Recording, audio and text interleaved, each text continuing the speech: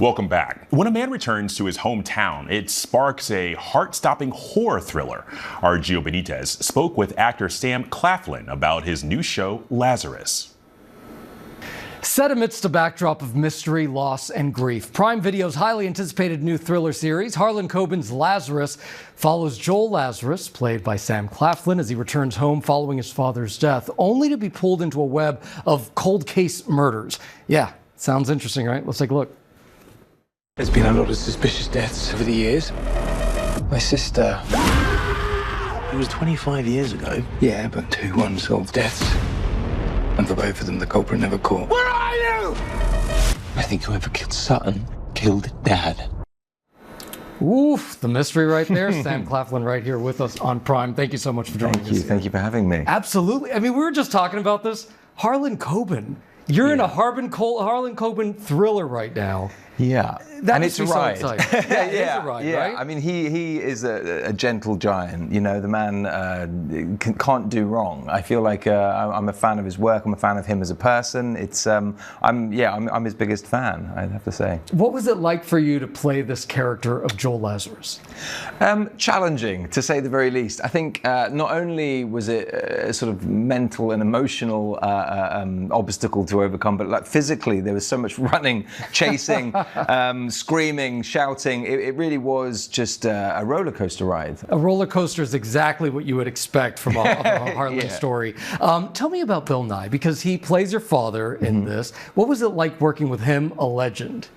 Well, I've been fortunate enough to actually work with Bill before on a project called Their Finest, which we did about 10 years ago now.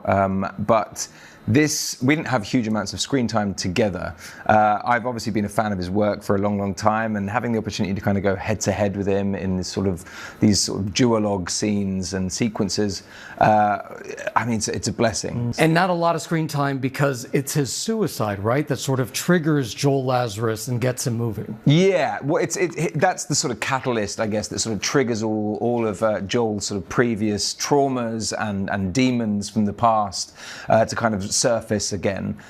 His twin sister was murdered brutally when they were like 18, and he's basically, I suppose, been in hiding ever since then. And it's sort of the death of his father that forces him to return home and, you know, be confronted by everything from his past. So and that's what's interesting, because he's trying to make sense of all of this that just happened with his dad, but then he gets pulled into these cold case murders. Yeah, I think basically it's in visiting his father's office that he is sort of first visited by a ghost, basically, and that kind of leads him on this journey of sort of investigation. I guess he sort of becomes his own Sherlock Holmes, because he feels that his father taking his own life was under sort of suspicious circumstances. His father always seemed so sound of mind, and you know, it just opens up a whole, you know, Pandora's box, if you will. And it's those elements that you explore that you're able to really look at male mental health, and this is something that a lot of shows aren't really talking about, but you're looking at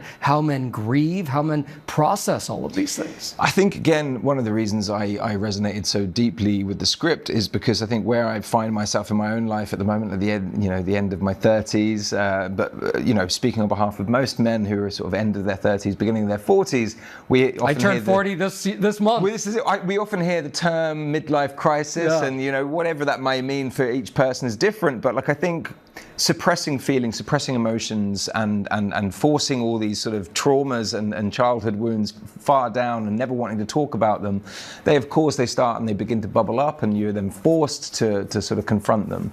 And Joel is sort of going through that, in going back to his home and his childhood and having to revisit his past and his relationship with his sister and his father and friends and family, his ex-wife.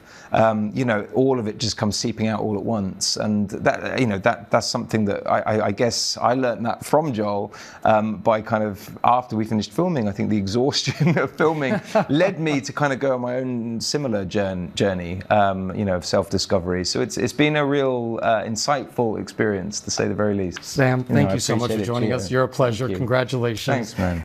Our thanks to Gio and Sam Claflin. Harlan Coben's Lazarus starts streaming on Prime Video October 22nd.